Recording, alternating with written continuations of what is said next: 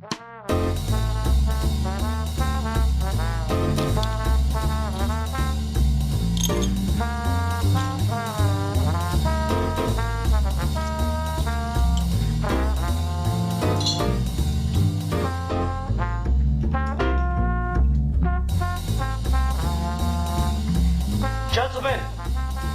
the time has come once again to discuss things.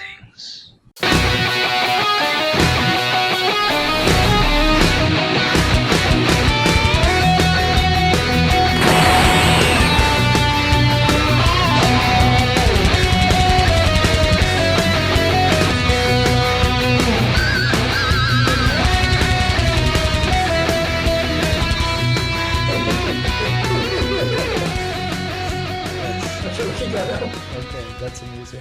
Hi everyone, welcome to another episode of Geeky Gentlemen. We begin the dreaded time of Geeky Gentlemen Holiday Month. I am Sid Part 2, joining me today is...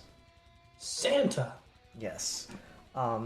So we've started off Holiday Month, and I got to pick the film we're starting off with reviewing, and I chose Home Alone 3. I have questions. Yeah. More precisely, why? Okay. Well, I mean, like everyone likes the first Home Alone. That's seen as like the Christmas classic, and everyone thinks Home Alone 2 is like a really poor cash-in that doesn't really make a lot of sense. And then people kind of, you say, yeah, but what about the other Home Alone movies? And people kind of look at you and go like, they made other Home Alone movies? Because of course, this is the land of franchises where we don't have content.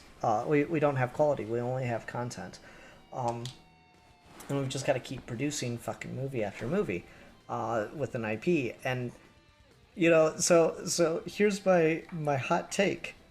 Home Alone 3 is the true Home Alone 2 that we should have gotten, and everything after it, with maybe the exception of the newest one, did not take notes from the things this film did right. So I think that's my hot take is Home Alone 3 is actually kind of good. And the internet got it wrong. And not even the internet, because this film kind of predates internet like critiques, but the world kind of got it wrong on this one.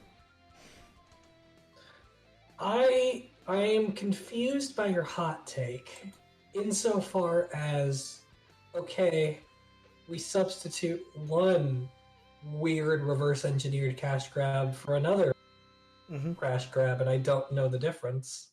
Well, it's just that, like, Home Alone 2 just has so many issues where it's like, at a certain point, the parents are just irresponsible, right? Like, that's just objectively... I mean, sure, yeah. Like, the conceit of the first movie is totally fine. It's like this freak accident, and like the mother spends the entire first movie. They like constantly cut away to Paris, with her trying to find a way to get home. Like she's literally at the airport, like selling her earrings to get a seat on a plane to Chicago and stuff. But then the second movie, like they do it again, and it's just like inconceivable, and they do like these really weird conceits to try to get like Harry and Marv back into the picture. And then the other thing that's just hilarious is they have to set up like a whole extra house for Kevin to go to like torment these guys in, that is also weirdly vacant. It's just like so many conceits, so many like things that just really force it, and it has none of the emotional nuance of the first movie. And certainly this doesn't either. Like I almost feel like I cheated a little bit to call this a holiday movie thing, because like they mention Christmas like I think all of 2 times. If it's snowing, yeah, it's snowing. Like this movie could take place in like February. Like I fully acknowledge that. But just as like a conceptual thing, as a film, this is so much better than every other Home Alone movie until maybe the newest one. And I still think it's better than that one. I'm not saying it's like good, but it's certainly more watchable than all the other ones, in my opinion, including Home Alone 2. It just doesn't really have like any heart or nuance to it. You know, there's no like they do a little bit of an attempt with Mrs. Hess and the like very similar to the elderly neighbor in the first Home Alone film that Kevin's afraid of. But like this film just makes the decision that I think just makes a lot more sense than everything else following it, which is yeah, it should stop being Kevin McAllister. Because out of the 6 Home Alone movies, this is one of 2 that is not about Kevin McAllister. I tell you, they recast him in 4, don't they? They recast him in. Oh, I take that back. This is one of 3 that is not about Kevin McAllister. I forgot that the 5th Home Alone is about another kid named Kevin, but it's not Kevin McAllister. So it's just, I don't know, like, if I were given the task of, okay, write a Home Alone sequel, I think that this makes a lot more, like, good decisions, and it also, like, ramps up the stakes and does, like, a better job kind of setting up some of what the later part of the movie is going to do, than all of the other ones combined. And I think Home Alone 3 is just an interesting way to talk about the entire franchise. So what did you think of Home Alone 3? It's a movie. Okay. Things happen in it. I mean, okay, my biggest feeling with this movie was this is some guy at, and not specifically Disney, but some guy at a company like Disney saw Home Alone and was tasked with reverse engineering every choice it made so that they could turn it into a made-for-TV movie to show on Disney Channel in between commercials, just to have something on Friday nights. Mm-hmm. And there are a lot of Disney Channel movies, Disney Channel original movies that are entertaining and have become cult classics. Things like Halloween Town or High School Musical or stuff like that. And so in that vein, that's what this movie is to me, where it feels like, okay, someone clearly went and saw the original movie and were like, okay, this plot point here and that plot point there and that relationship there and that bait here and this joke here, and we'll just string it all together and we'll make it so like every about 15 minutes or so there's some kind of big fun thing that happens so you have enough content before the next commercial break ends. And it's fine and it's inoffensive, but I had a really hard time seeing this as anything but like, okay, I'm just gonna go watch the original Home Alone, which is good. Mm-hmm. So funny enough, because you made me question it, because I was like, I couldn't remember. This is the last in the Home Alone franchise to receive a theatrical release. I you know what? I believe it. After this, I would stop releasing them in theaters too. But not stop making them, oddly enough.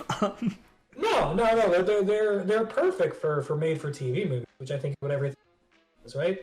Yeah, like the last one was on Netflix for some odd reason, or was it Disney Plus? I don't remember. The last one was direct to streaming. But yeah, I don't know. It's. I'm not gonna sit here and try to defend it as like fully good. I just think it makes a lot of better. Like maybe I should have been cruel and made us review all of the Home Alone movies, because at the same time. Yeah, because I promise you, this one stands away from the shit by quite a large margin. Like, and again, I'm not gonna just say the ones after it too. I think this is better than 2. Sure, wholly, sure. I think this is better than 2. And you're right, it's not as good as the first one. But like, what sequel in this vein is right? Like, I'm trying to think, what Christmas sequel is better than the first one? Batman Returns. Okay, but that's not a like I'm talking like fully. I mean, I didn't even disagree with you there, but still, like I'm talking about like fully. The first movie is a Christmas classic, and then they made a sequel. Okay, that's fair. Because my other thing was going to be Iron Man. No. I mean that's fair. Like, you're asking for 2 very big questions here, which is what's a good Christmas movie? Mm-hmm. And what's a good Christmas movie with a sequel? Like, I mean, I like Bad Santa a lot, and I am less offended by the existence of Bad Santa 2 than a lot of people are. Sure. But, like, just, again, I don't think that's, like, a better movie or even, like, a good movie as well. I don't mind it. Whereas this, like, I legitimately get a laugh out of. I was in the target demographic for this when it came out, and I loved this movie growing up to the point where I watched it well after the Christmas season. Like, I did that thing you do when you're a kid where you watch a movie like 4 or 5 times in a row kind of thing. I watched this movie a lot, and I think I was sitting there experiencing it this time and trying to like figure out what about this really hit for me and made me just like it so much when I was a kid. And it's so fucking shameless, but it's the fucking like montage doing shit scene with the fucking rock song background and the fact that there's a parrot and a rat. It's like just so like Disney just fucking had like its audience so fucking figured out in the 90s. It was just ridiculous. And it's like the reason that there's like Disney adults now, right? Because they had it so fucking down. But yeah, just like this is my town. Watch your step when you come around. I don't think I know you. Maybe it's time to show you. Like, oh fuck yeah, let's go. And he moves the diving board, and he's like, it's so fucking cool. See, that's interesting because that's the. It's not specifically the single moment that took me out of the movie, but it's a big contributing factor that takes me out of the. Because a lot like, and we talked about this a couple years ago, a lot like It's a Wonderful Life. Mm-hmm. Home Alone's the kind of movie where the thing everyone remembers it for is like the last 15 minutes, not even the whole movie. And so this movie, more so or less so than the other movies, like 4 does this absurdly, and I hate it. Less so than the other movies, it doesn't like make the entire movie about setting traps and fucking with criminals, but it makes so much of the movie about that it feels like it just sort of misses what made the first one interesting to me. Because the first one's a good movie because it's a story about Kevin being left alone, being kind of both neglected as a child, but also being a shitty kid, actually going through like an emotional arc, and then to kind of cement that at the end, he has to defend his house, which is a place he's kind of been taking for granted the entire movie. It builds to that conclusion. It's not the premise of the movie. Whereas every other Home Alone movie, that's just the premise of the movie. And there's nothing about that that's interesting to me. There's nothing interesting about child obstacle course slapstick comedy. And there's so much of that here where it's not even like offensively bad in any sort of way. I don't find it interesting. I could not give less shits about the remote control car with the camera that goes on for like. Yeah, no, fair. I don't know. It's just it is very much like this is the thing that people respond like. You know, the fucking monitoring the amount that the audience is blinking or looking away from the screen, right? It's like when the trap section is going on in the movie, everyone's paying attention and it's getting the biggest laughs and the biggest like reactions out of the crowd. Whereas every other scene is you know, not got the same level of audience retention or whatever. And so it's 100. You're 100% right. It is like very artificial and after the fact, and it's a cash grab. And you know what? It fucking worked though.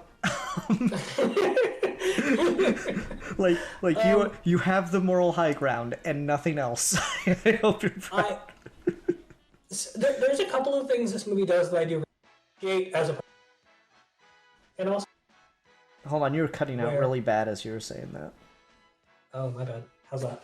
You're sounding better now.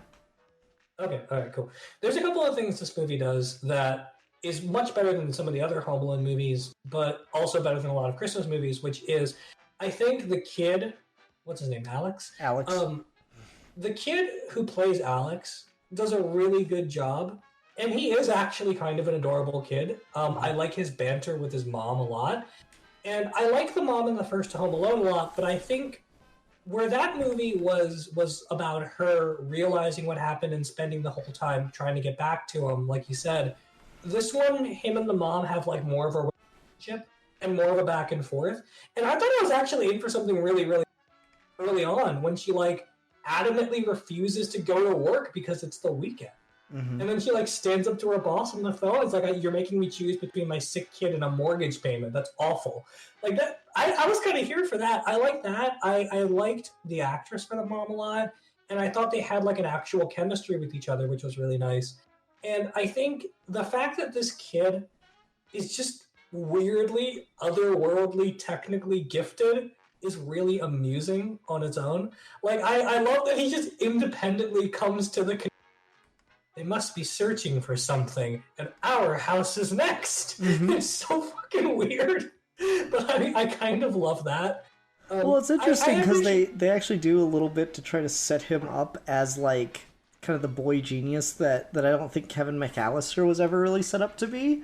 Because like exactly. Early on in the movie, before the crooks are like even really on his street or like openly operating, he's like, you know, he's made a mechanical device to feed his goldfish. He's figured out how to change the neighbor's television stations with a scope and a universal remote. You know, like there's some. It's kind of cool. It's kind of clever, like seeding your writing and stuff. In all fairness, I mean, but that's one of the things I don't like about this movie is that it feels way too neat. It feels like someone wrote this movie from the perspective of, how do I make everything? How do I, one, get everything that was in the original people liked in this movie? And then how do I all make it make exact literal sense as much as possible? And I just kind of didn't need that. I didn't need him to be a boy genius. But more than that, I didn't need him to like have every little beat in the movie be set up somewhere else. There's an art, I think, to writers like Shane Black, who understands setups and payoffs in a succeeding way to make dominoes fall and make you emotionally invested. Mm-hmm. But then there are other writers who are like so concerned with, this wasn't foreshadowed, that it just ruins the moment for me. And I think this is the latter case, where it's like you can see the scenes, you can see the thread of the needle, and it's really distracting. At least it is for me. I mean, yeah, I think you're right that they probably like overdo it. To borrow from Shane Black, it's like, don't you fucking hate it in a movie where someone just says some like stupid rando bullshit that doesn't really have anything to do with anything, so you know, I bet that's gonna come up later. Like, yeah, exactly. yeah, no, you're definitely right.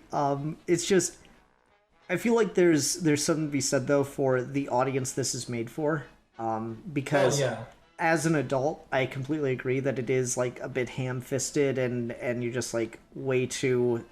It goes out of its way to make sure you know beforehand. Whereas as a kid, I never really made the connection of, or not, one, I didn't really know what setup was, but two, I didn't really make the connection that that's why he's able to do these things. I just thought that was like stuff that made Alex a fun, cool character when I was a kid watching this. You know? I think that sort of proves the point though, right? Of like, if the target audience doesn't care about that stuff, it's weird and out of touch to spend so much time making it seem like it should matter. I don't know, like I think it's just effective writing for the time, is it sets up the idea without you being aware of it.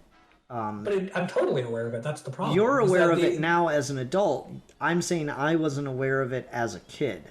It was right, just it. But what I'm saying is, like, you weren't aware of it because. So, like, with this, it feels out of place because they're trying to set so much stuff up. But the appeal of the movie is being a kid that doesn't care about the setups and payoffs. So why does it spend so much time trying to do? Well, no, I think the setup is effective from like the standpoint of a kid watching it, because I didn't take the scenes as, see, this is what's happening. I took the scenes as, this is like cool, fun stuff that this character is doing, and it endeared the character to me when I was the target audience for it. Is the point I'm trying to make. Is I thought it was, I guess I'm saying is, reflecting back on my experiences watching this, I had a twofold thing of, the setup worked for me even though I didn't really realize that's what it was doing, but it also worked as like character endearment. Yeah, I mean, that's fair enough, but again, it's another thing where it's like I feel like as a kids movie, the first Home Alone's better about this too because it's not afraid to be a movie that makes kids talk about things that are a little bit more mature than this, and doesn't have to spend all its time doing setups and payoffs. Like the whole movie is just gags of Kevin being home alone doing funny things. It's not filled with setups and payoffs, but all of those acts are themselves endearing. And the actual emotional beats of that movie about him being truly afraid of his neighbor versus here where she's just kind of where he's sarcastic to her and she's just mean. It works better because in that movie you have more of a sense of like this character is going through something versus this movie where it just sort of feels extremely artificial. I mean, I guess. Again, I can only defer to fucking 7-8-year-old Ian when this movie came out, who really liked it because this is my town. The difference between the old people in the movies is really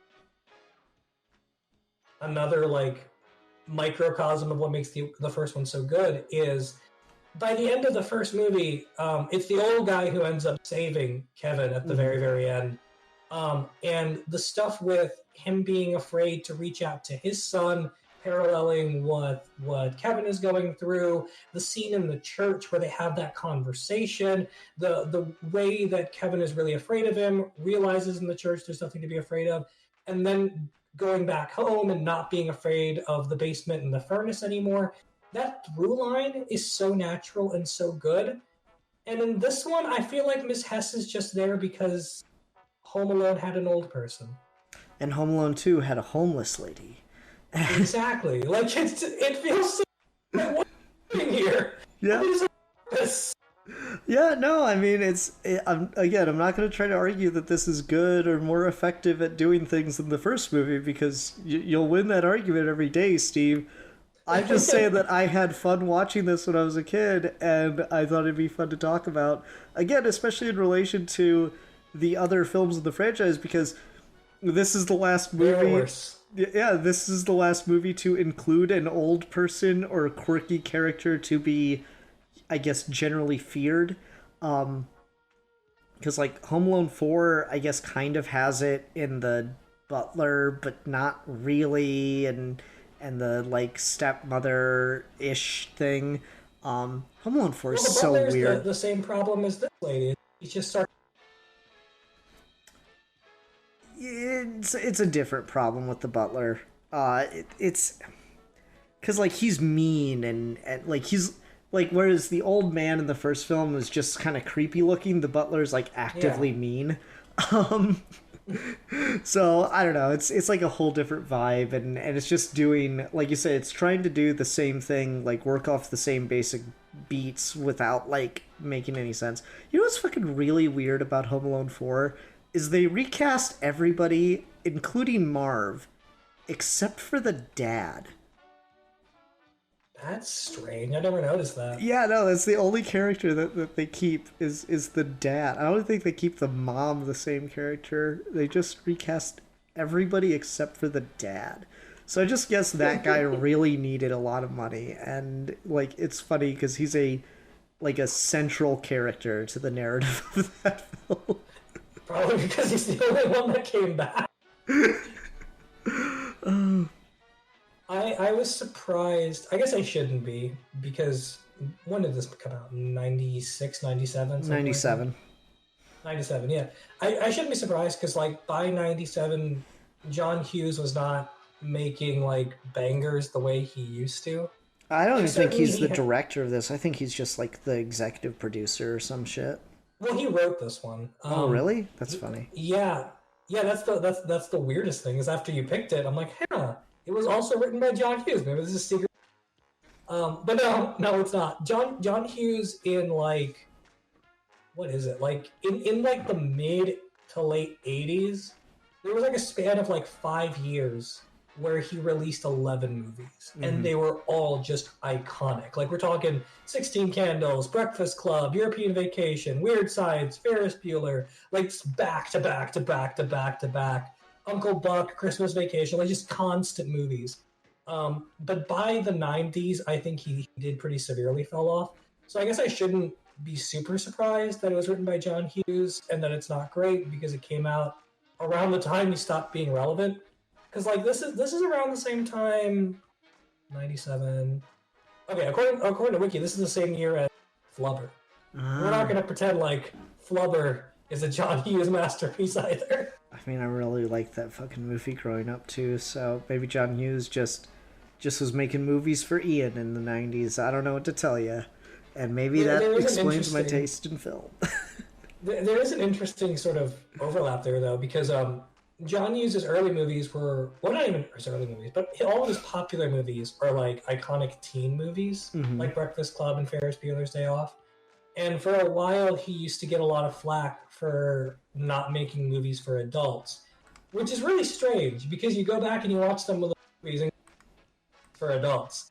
But he made other stuff to kind of counterbalance that. So, like, National Lampoon, all of those comedies are clearly more aimed at adults. What's it called? Planes, Trains, and Automobiles is aimed more at adults. So it's funny that, like, he went from teen movies with adult themes to adult movies to, not fuck it, I'm just the kids movie guy. Yeah. You know, the thing we haven't talked about with Home Alone 3 yet, and you're always such like a looking up behind the scenes and stuff, so I'm sure you probably already knew this, but did you fucking shit yourself when you realized who the sister was? What the I've never seen Scarlett Johansson that young. Isn't that weird, though? In my entire life, I have never seen. And this is 97! How is she this young? Yeah, no, she would have been like about... She probably was playing like a year or two younger than she was. But she would have been about like 14 or 15. She was born in 84. So when this movie was filming, she was probably like 12. Yeah, ish. Maybe a little bit older. Jeez, I did not realize that. That's insane. Yeah. It's fucking weird, like, thing to just hear. It's like, you remember that Scarlett Johansson was in Home Alone 3? What? I literally could not tell for a second, and then I saw the credit. Shit, that is Scarlett Johansson. Oh, so you went the whole movie and didn't realize and then only saw the credits? No. I saw her, and I'm like, she looked familiar, but then I looked it up, and I'm like, Johansson. That's so funny. It's so weird. I didn't go into it knowing that she sister. That's insane. Yeah, that's kind of the kicker. I always loved to see that, like the actors before they got big and just the weird crap they were in. There's an episode of Tales from the Crypt with Brad Pitt. Oh, that's funny. There was a couple of people in this one where not even a couple people, but just like another instance of like, oh hey, I know that guy too. It's the cop who shows up for the first time with the false alarm. He's the janitor. He's the janitor from Scrubs. Yep. Fucking... Oh, shit, what's he doing here? I recognize the dad from this. I can never remember the actor's name, but he's the cop, or not the cop, he's the reporter in the Burton Batman film. He's in a lot of stuff. Oh, yeah, that's interesting. I didn't know that. Yeah. The guy who plays the head thief dude with the really bad wig, for a whole minute I was looking at his face. Is that Kevin Spacey? He looks so much like discount Kevin Spacey. That'd be pretty impressive, but no, it's not Kevin Spacey. No, it's not. I just thought for a second. But no, there's a lot of just random shit in this movie like that, where it's almost more fun to like look at the behind. Certain level. Did you have like did any of the thief characters like hit for you at all? Long-haired dude. Long-haired dude. The dude who's just constantly getting like worst end of this. Yeah, he gets covered in poop.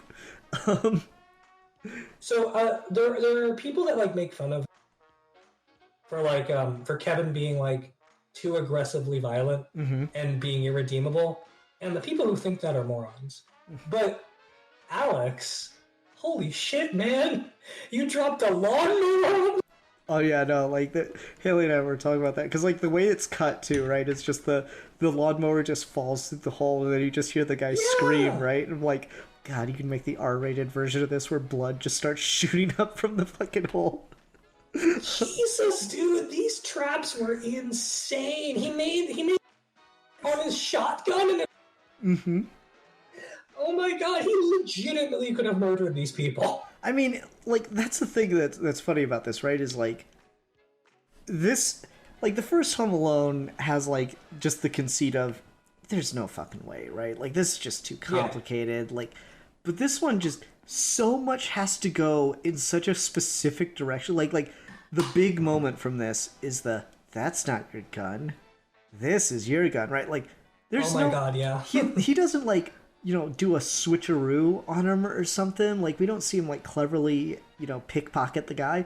He just leaves the fake gun there and the guy sets his gun down at just the perfect opportunity that he clearly wasn't planning for it because his mom called and he wasn't expecting that. Like it's just such a weird like so like it's funny that the critique you were doing, like this movie spends too much time on setup when so many of the setups like are super fucking convenient. It's a weird movie that's like aware, which is why it feels so kind of strange to watch, because there's the scene at the beginning of the house invasion where the long-haired dude has already fallen for a couple of traps, and then the boss shows up and he's like, huh, look at this wire, and it's lifting up to a weight, and then he cuts it, and then a different trap rolls out, and I'm like, okay, clearly that was written because the audience is like, oh no, the trap has been caught, this is a twist, this is exciting. But no, Alex somehow foresaw that this was the trap that they would outsmart and not this other trap. not the mat lifted up by marbles that any human see. This is the trap that was gonna get foiled. I mean that, and like the one girl like fucking somersault backflips over the fucking cut down staircase and then lands perfectly on the other side on the wood planks and then like plummets through them and that down was to the so basement. Weird. Yeah, no, it's like it's so the conceit is just so ridiculous and it just doesn't work. Like objectively it does not work. But you know what?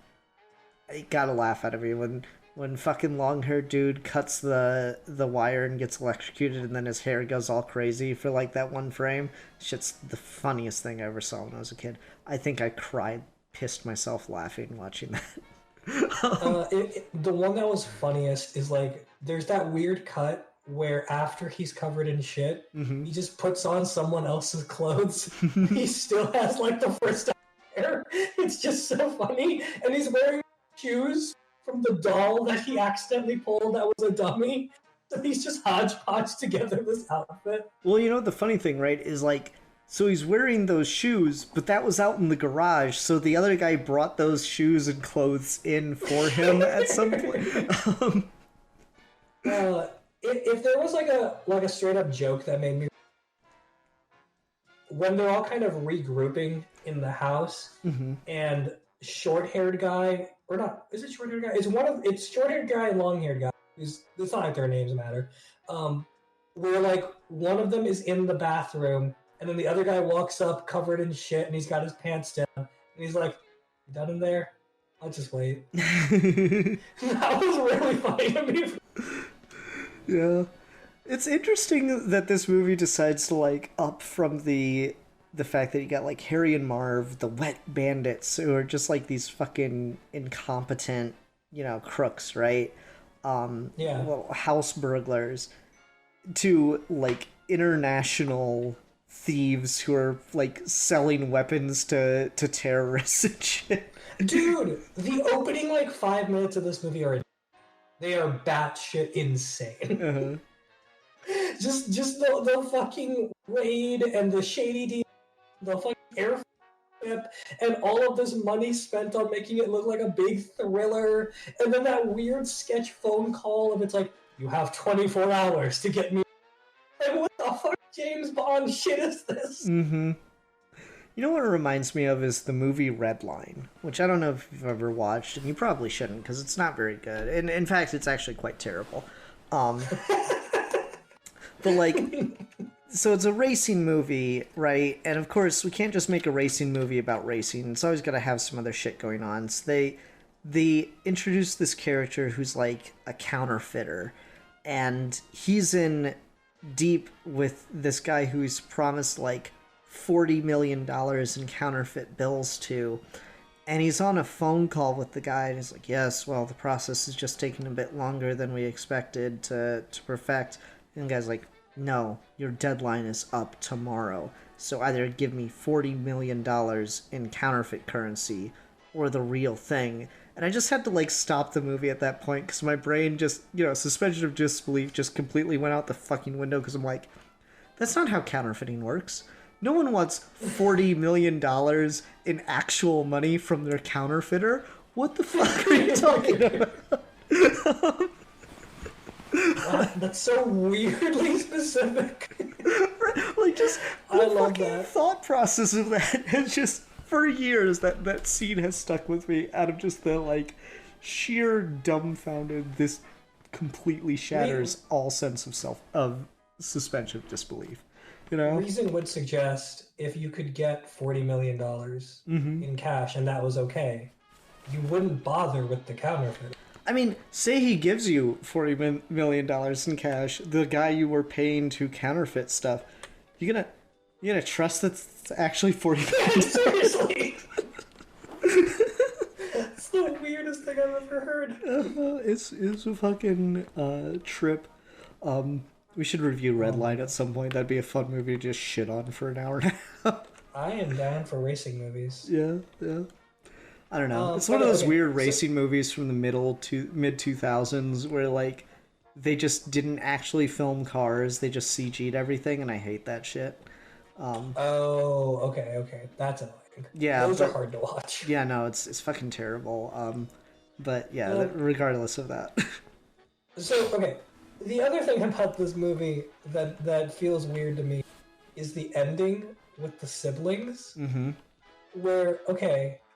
We spent all of this time with just Alex and his mom, really. And the siblings are in it for like a scene each, and they're just dicks. Just absolute dicks of older siblings. And then at the end, they're all sort of like gung-ho when Alex is in trouble. Now, okay, to be fair, I'm sure even the dicks of siblings would be there for you in danger. But again, the thing about the original... Yeah, I mean, mileage will vary. But the thing about the original Home Alone is it was a movie that wasn't just Kevin's siblings are dicks and he's happy to be home alone. It's that this is a dysfunctional family and Kevin is as much of a dick as his siblings are, and he doesn't respect them, so they don't respect him. And when you get to the end of the movie, after he's kind of fucked up his brother's room and everything, like, there is actually a growth of, like, okay, these people missed each other. And Kevin realized that he was kind of purposely antagonizing them, and that's what made it interesting. That's what made him reconcile. Here, they're just kind of dicks and don't do anything. Yeah, no, you're definitely right. Again, I feel like if you're gonna keep making comparisons to it's not as good as the first movie, the conversation's not gonna go anywhere. That's a fair point. I feel like that's just, you are right, and you get to bask at that. And I'm still gonna tell you that 7-8-year-old Ian really liked this movie, and that's just gonna be the cycle we're trapped in. Maybe we should spend more time talking about it in relation to the following sequels, because I still feel, and again, not even the ones following it, I still feel like the best point of contention is this is still a better fucking movie than Home Alone 2. For one, this movie doesn't have Donald Trump in it. already points in its favor. I think the big thing 2 has over 3 is the hotel in New York is a cooler location than the again. Suburbs in Chicago. Again. Fair. But I think 2 does not use that location well, and it literally could have just been anywhere by the end of that movie. Well, like, Versus especially this movie- because 2 has, like, double opportunities to be better than it is, because, like, Yeah. he's in the hotel alone, and the thieves don't get him there. He's in the toy store alone, and the thieves don't get him Yeah. there. Where do the thieves go to get him? In the abandoned house. You know? Yeah, and so like by comparison, like with this one, the cul-de-sac and the geography of, and it's actually really interesting to watch because the car scene goes on way too long. Mm-hmm. There is something to like. Okay, they're working their each house. You know what the neighbor's house looks like. You know what his house looks like. He's going through the pool. He's got the garage. He's got going across the street to check up on the old lady. Like, the actual location use of this is way better than it is in 2. Yeah. And I think that, like, it's just got better characters and ideas behind it than the other films. Like, again, sequelitis is always a thing, right? Where, you know, we've written the first one, it's a great success. Okay, now we got to make a sequel that we never really planned for. And, Yeah. you know, you just reuse everything. It's like the fact that it's Harry and Marv again. He's like, we reuse everything with a twist. It's all the same movie. It's just in New York Yeah. now. Really shit idea for a sequel. And then you got 4 where it's Marv and his girlfriend, and Marv is played by a different actor. And that's just not a good choice. But they're in a smart house now, which doesn't really do much for you. So also not great. 5 has fucking Malcolm McDowell, of all people, as the lead crook. It scales it down from this to just a team of 3. Is 5 the Netflix one? No. I'm getting to that one. So, like, that's... okay. It's got, like... But they're just... You know, he's, like, an art thief, and it's all about, like, a bootlegging operation, and, like, it's too convoluted and weird, and, you know, as a kid, the idea of, oh, someone could try to break into the house and I'd have to stop them feels relatable in a way that, oh, someone is going to try to break into the bootleg bar that exists underneath the new house I just moved into, and I've got to... like, it's just, you know, the relatability I don't think is there. And then 6, in which there is no villain. Have you watched Home Alone 6 yet? I've only seen the first 4. Okay, so Home Alone 6 makes the choice to not really have bad guys because it's all just a big misunderstanding, Steve. Oh my god. Oh no. It's one of those. Yeah, the kid accidentally somehow or other, or no, the thieves think the kid stole a doll that turns out to have a great deal of value to them financially to save their house.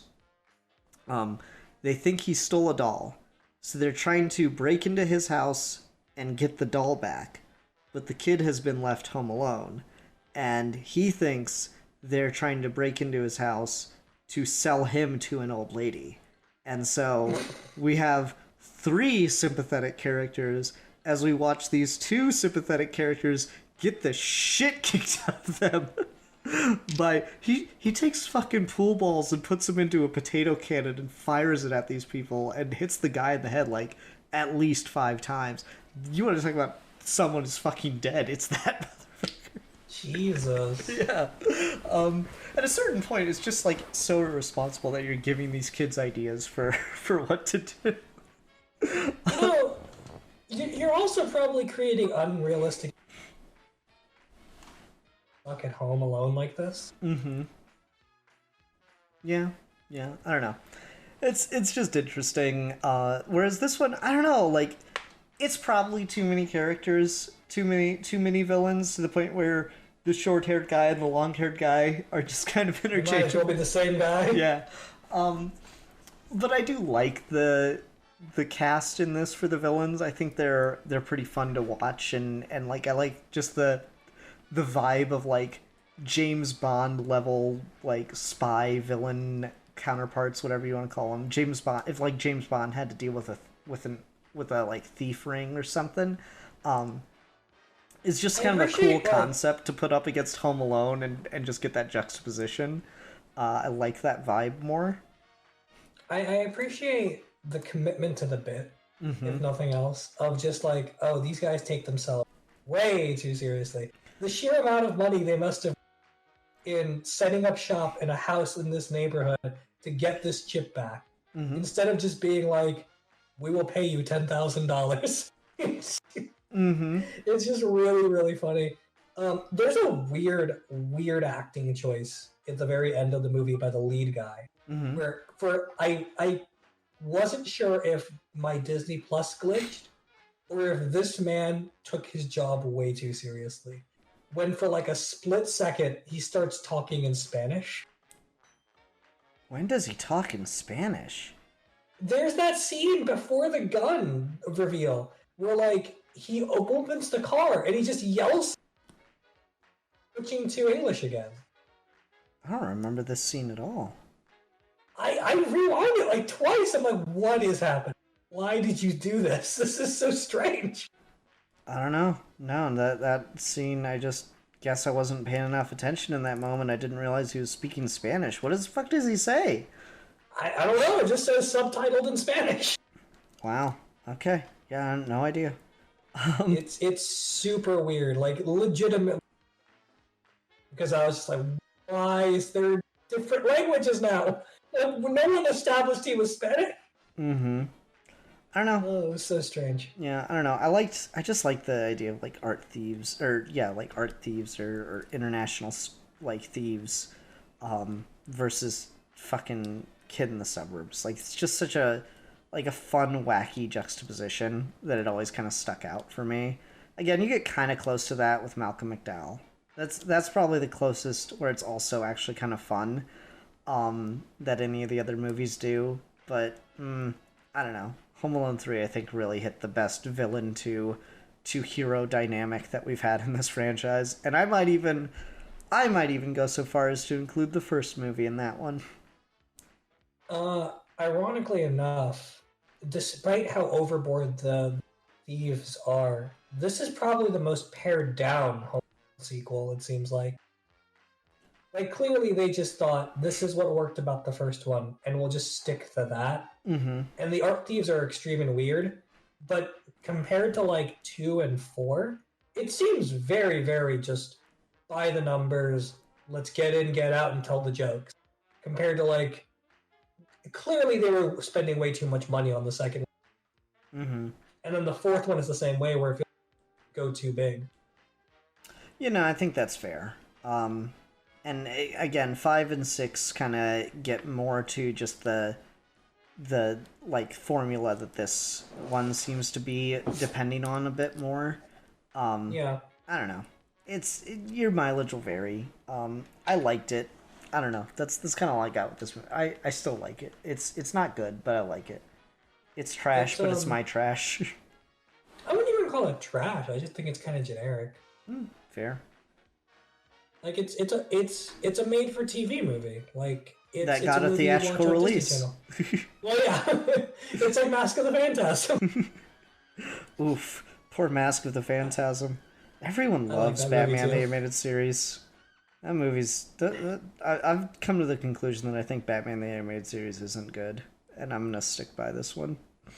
I agree with you. I think it's historically significant, but there's like 4 good episodes.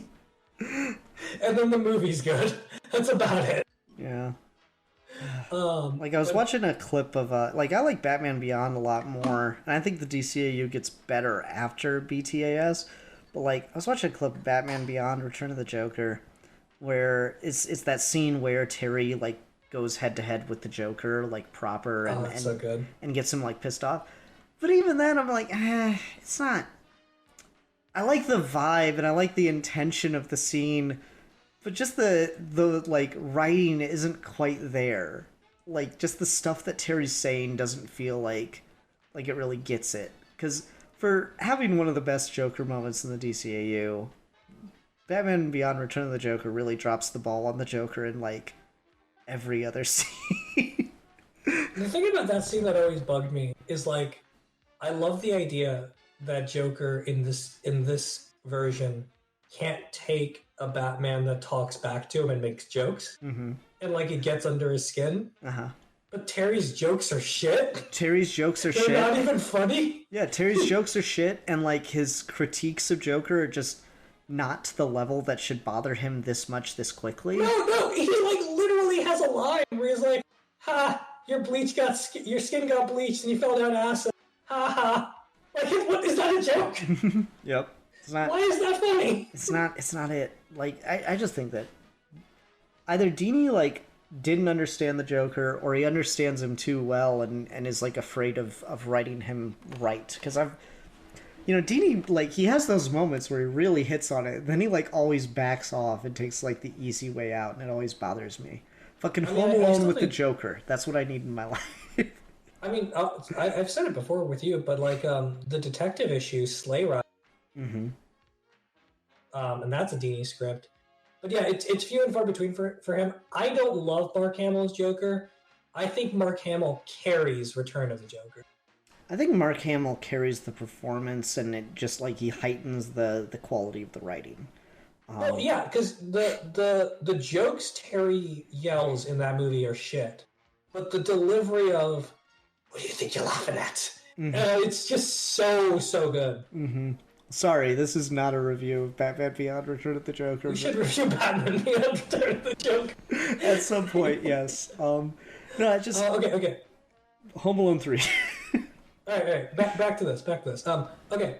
So, not to once again to play comparisons, but one other thing I want to mention real as far as to the original, but also the second one is I do actually really miss the John Williams theme in this, because there's something about John Williams as a composer that can just make even shitty movies feel cinematic. And when it's not there, it feels like something's kind of missing. Because this movie has like a really serviceable score. It's got a very serviceable, here's exciting music for exciting things. Here's tender music for here's tender things. But again, it's a very TV movie kind of level where it's almost like it's almost played too much, or it's hitting you over the head with the emotion to feel. Like, here is the big, warm, bombastic embrace. So in your face and obvious, and it kind of lacks what John Williams music does, where it's big, but it's cinematic. In this, it just kind of feels like you need background music or else the movie sounds weird. Fair. I'm gonna keep giving you, like, you're not wrong, but you know what Home Alone 1 doesn't have? What? This is my town. Watch your step when you come around. I will say, the Wikipedia page feels the need to point out this is the same year as Speed 2 Cruise Control. And on that level, this is certainly not the worst sequel of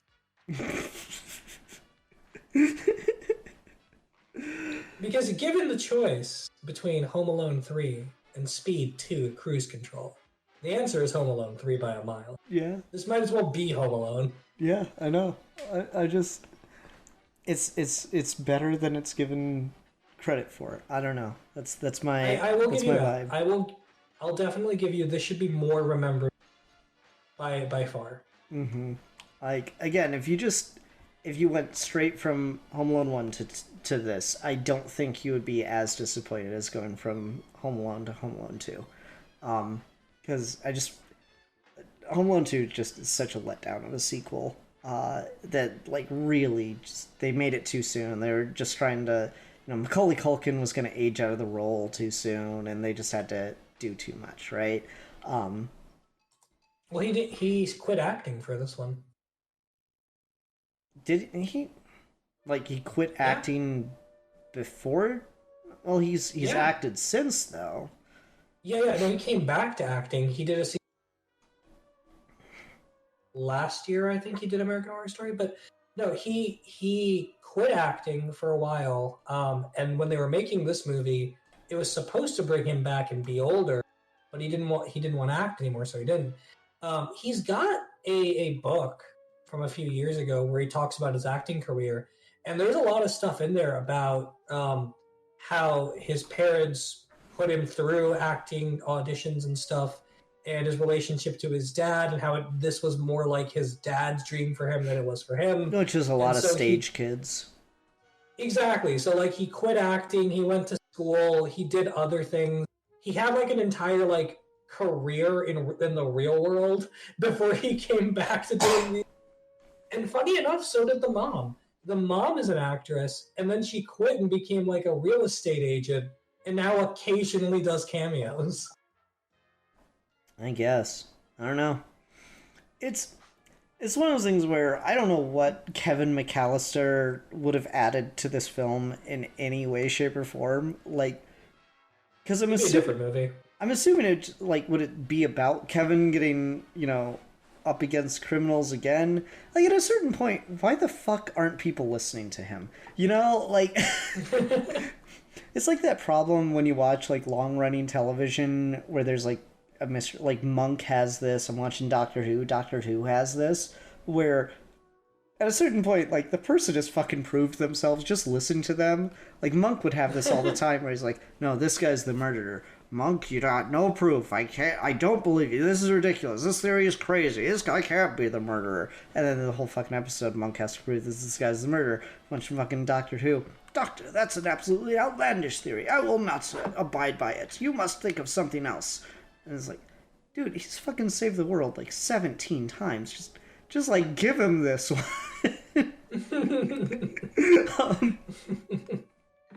No, I agree with you. I mean, so like if you just keep putting Kevin McAllister in this shit, someone's just got to believe him. Like, come on. Yeah, I mean, at a certain point, it does start to. Are bad guys stalking him or what? Fucking Monk would do that a lot, where they just point out like there's a time he's on vacation somewhere and he finds a dead body, and his assistant just goes like, Why does this always happen with you? It's like, it doesn't always happen with me. No, you were on the plane that one time. Like everywhere you go, there's death. I would be interested in if they did go the route. Like, what would that even look like? Like, could you even make a Home Alone movie with like a guy home alone and people are breaking? Wouldn't that just be The Strangers? I don't know. I don't know what you would do. How would you do a Home Alone movie outside of with a kid there, you know? I don't think you can. Yeah, like it's one of any adult. This situation just doesn't happen. Mm-hmm.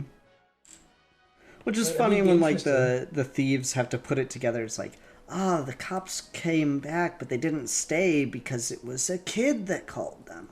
I'm like, okay, that's the other thing. Sorry, that's the other thing about the movie that kind of is I like that what's his face Alex is a smart kid, and he just puts it together through complete preposterous conjecture. I don't love that the bad guys know it's so quickly. Mm. It would be way more entertaining, in my opinion, if they didn't realize he was a kid after the confrontation with the gun.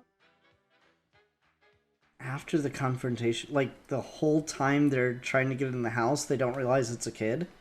Yeah, because I think they figure it out they figure it out 20 minutes before they get. I don't love that. I think there is something to the original movie had the idea that he's a kid, how could he possibly be dangerous? And then they got their asses kicked. And then the second one has that a little bit too.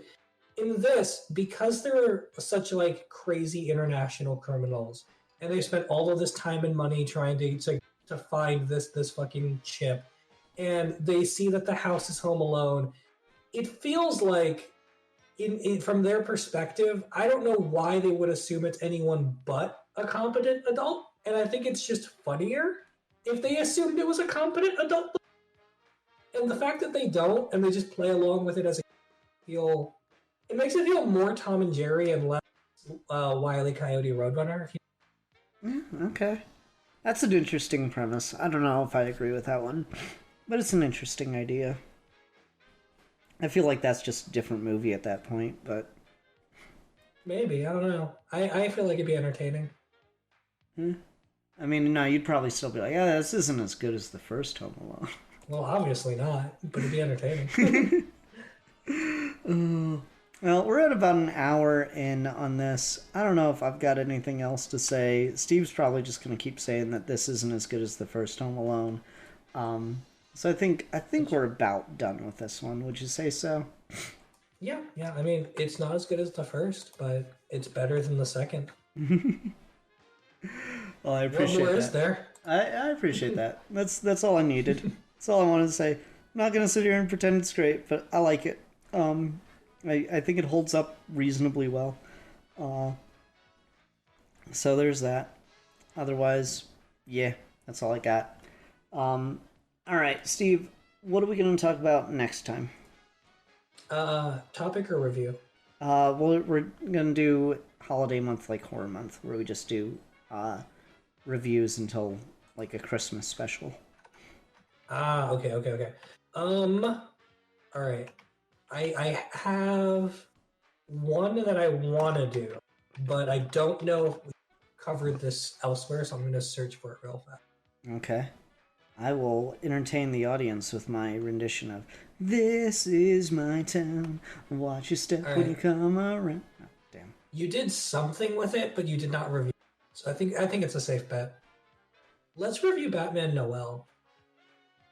We didn't review Batman Noel? I feel like we reviewed you Batman Noel. You made a motion comic, but you never reviewed it. I can't find it. No, I think we did a review of a motion comic. You reviewed the motion comic and not the book? Well, I mean, you're doing the same thing as far as like a video review is concerned. You're talking about the same story. Yeah, we did a review of a fan-made motion comic. Do you want to review just the book? I mean, that's what I was going for, yeah. Yeah, that's fine. It's okay. All right. I mean, if you don't want to do that, I have it back up. I mean, it's up to you. What's your backup? Let's just hear it. The backup was going to be Krampus. We've already reviewed that. So yeah, we'll do Batman Noel just straight up. That's fine. Okay. Cool. All right. Well, everyone, thank you so very much for watching. Until next time, I'm the Philosopher. And I love Christmas. And we are your key gentlemen, and we will be discussing things.